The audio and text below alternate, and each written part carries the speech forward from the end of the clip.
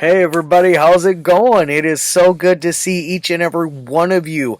Boy, oh boy, did I have a week from hell last week. I am so sorry that I could not get a video out there for you guys. Just to let you know, I was stuck in a crazy, crazy storm that I feel like it almost killed us. Both me and the old lady were driving home from Clear Lake, Iowa, and we got into a huge, huge storm, and we got to see about 5 or 6 different semis jackknife in the process before they forced us off of the interstate to go to a small town. When we were in that town, we decided we needed to get gas. Now, while we were there getting gas, or attempting to get gas, we find that when we get there, that there is no electricity in the entire town. So we hung out for a little while, waiting in hopes that maybe, just maybe, it'll turn back on and we can get some gas and get back on the road. And no such luck. So we go to the next town over, luckily get some petrol, get some gasoline, and we are trying to get back on the road. They still have the interstates closed down due to the storm. We'd have to take all these little side dirt road highways just to get back into town. A 2.5 hour trip turned into 4.5 hours. It was a drive from hell. And then we get home to find out that we have no electricity, nor internet, nor anything good going on here at the house. I had a couple tree limbs down in the yard. So a whole bunch of trees all around in the neighborhood have gone down and things of that nature. So it was quite the week, and we spent the entire week basically in camping mode because we had no electric, or everywhere that I went, the internet was down still. So it was quite the ordeal. And then when the internet finally came back on Friday afternoon, I had already given up hopes and decided to scratch all of last week. And then I'll start over this week with the fresh new videos for you guys, and hopefully you like what I'm doing this week. Today's movie, I'm starting off with a slasher from 1984, so it's been a hot minute, 36 years. This is definitely an older one that I do suggest. It's almost top tier, or not top tier. It's I would say B plus. It's almost an A listed slasher in my opinion. A B plus, like right around in there. It's a very, very good one. It could be delivered a little bit better. The ending is very, very interesting, but we'll get to that anyways. Now, I got all of that out of the way. I am going to wish you all a great morning, evening, dawn, day, or dusk, all that wonderful stuff.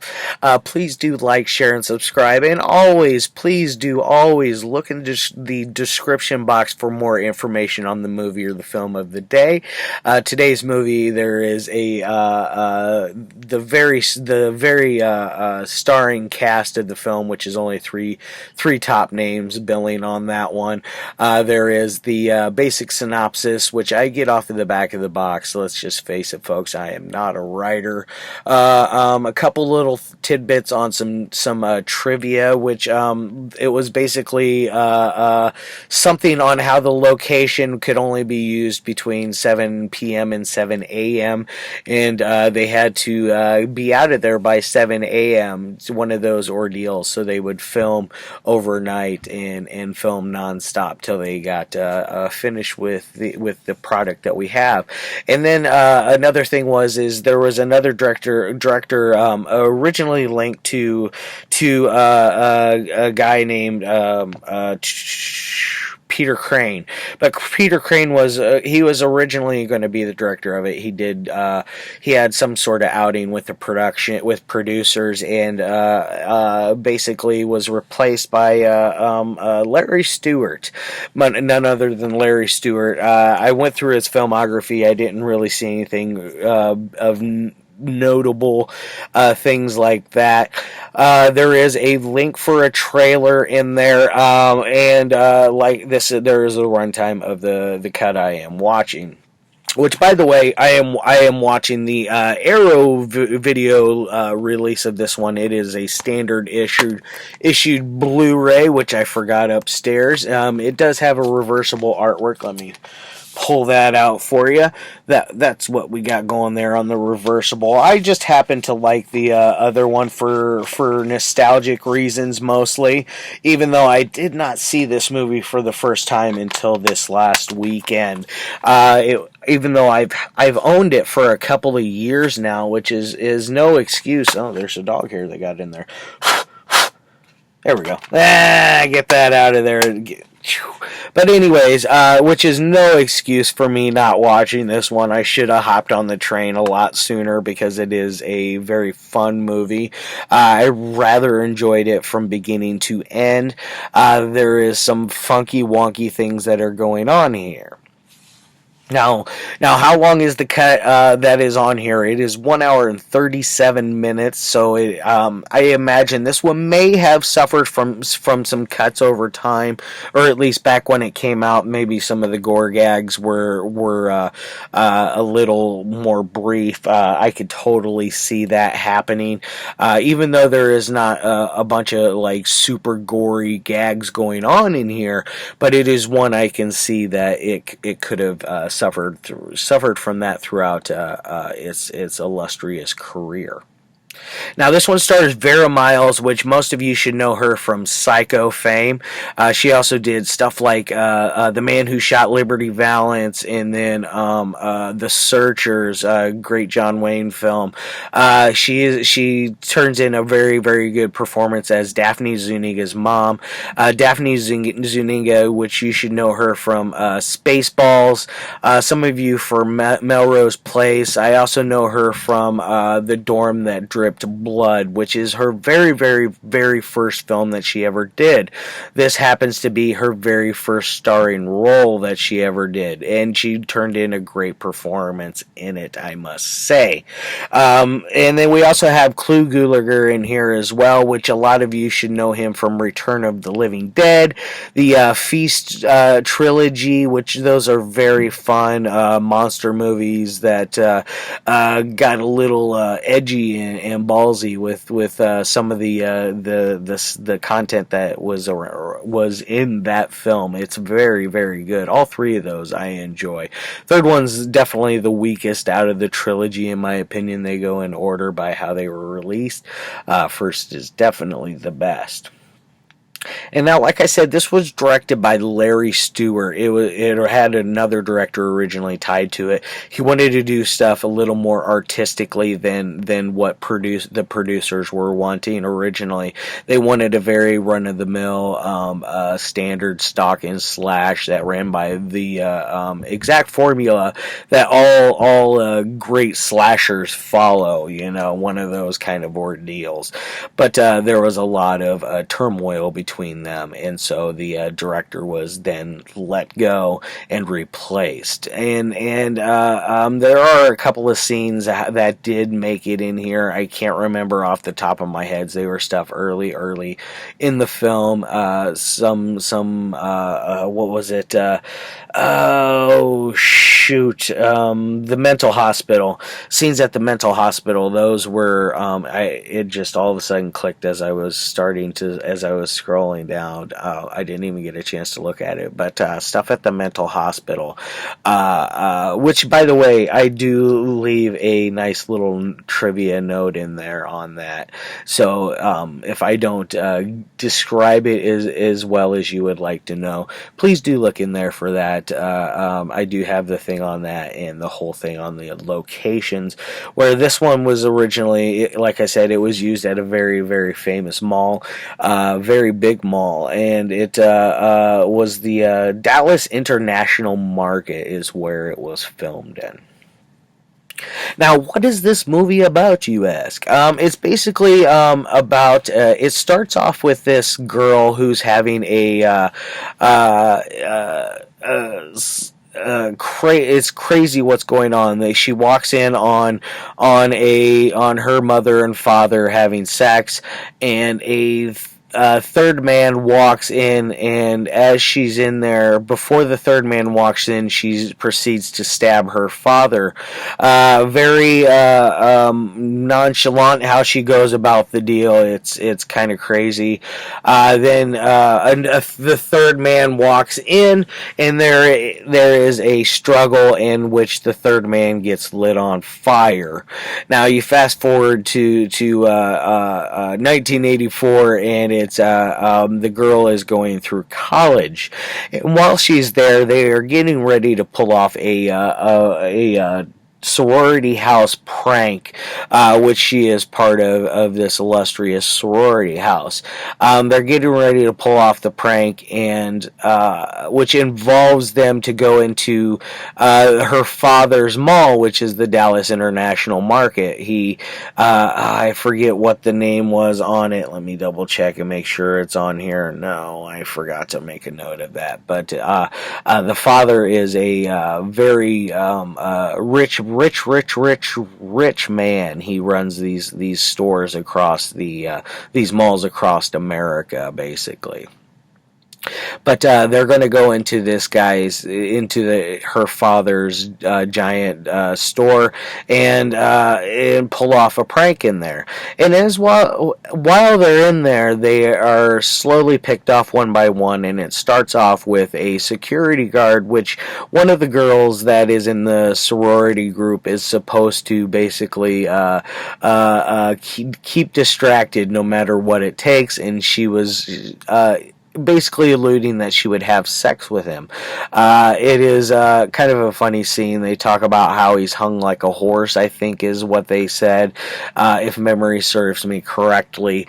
But it's funny how she's going to seduce this guy, and she basically goes to another grocery store, another one of the stores in the mall, and takes some roller skates and gets naked at first and changes her clothes, and is very scantily clad, like basketball jersey with nothing on underneath, and it's quite the interesting scene. But she's skating around, does not find the guy. The security guard, like I said, has already been dispatched. After he has gone out, he gets an alarm on his mainframe, basically, where he has all of his security cameras hooked up, where all the doors are monitored, if they're opened or closed, if the electricity's been turned on or off. Basically, like a real security or organization, like a real security deal, one of those kind of ordeals. But the killer uses a interesting tool to dispatch of its victims. There is a nice death in here, that a nice head decapitation. You don't really see it; it's done off camera, but you see the shadow of it, and you get the gist of what's going on there.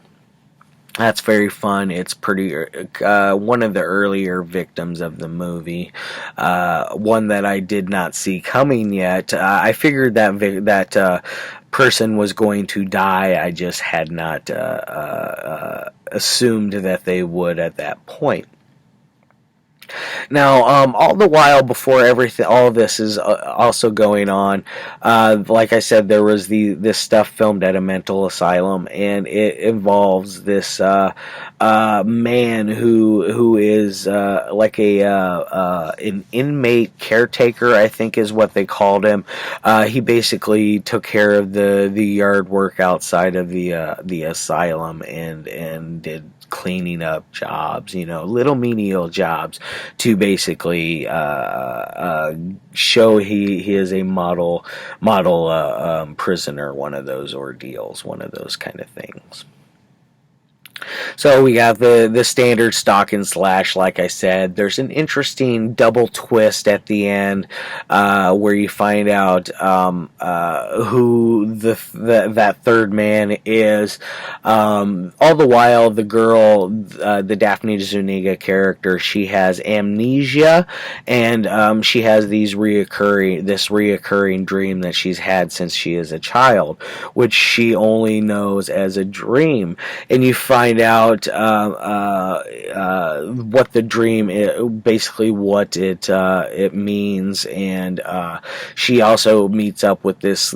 That's how she meets her love interest of the movie, is through a study at her college, going over what it is that she's suffering from the constant the vivid dreams and the amnesia, which they explained it as she fell out of a tree, which obviously it's one of those things you're like, whatever. You see the beginning of the very beginning of the movie, what at least what her dream is that you're seeing. At least it gives you that.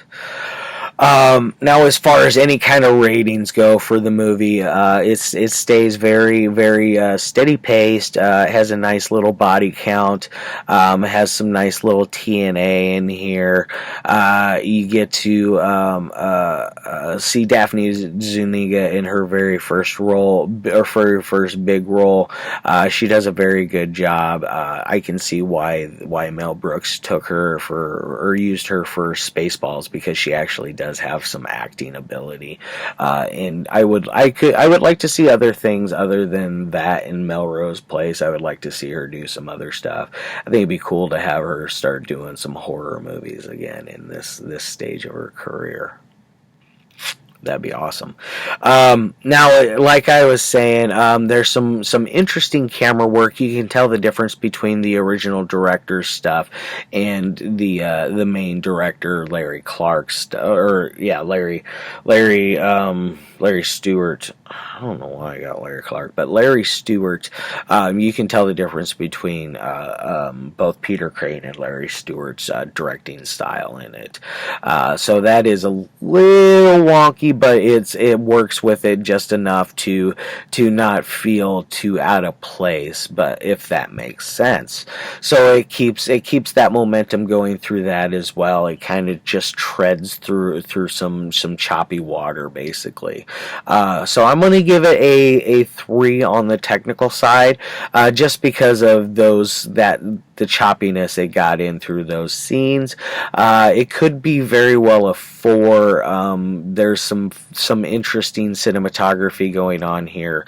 The acting is very well done. There's some fun special effects that which also carry over into the entertainment side of my rating.